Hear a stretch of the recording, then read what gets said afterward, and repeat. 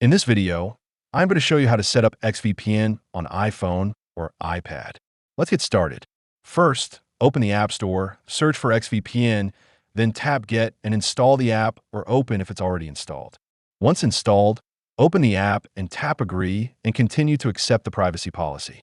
When prompted, tap Allow to add VPN configuration. Then confirm with Face ID, Touch ID, or your passcode.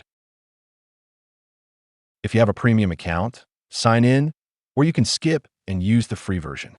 Next, tap Connect. Now choose a server location or let the app auto-select the fastest one. Once it shows connected, your VPN is active and your traffic is now protected. You can switch servers anytime or tap Disconnect to turn it off. That's it. XVPN is now set up on your iPhone or iPad. If you want to support our channel, feel free to use our affiliate link in the description below. Thanks for watching, and I will see you in my next video.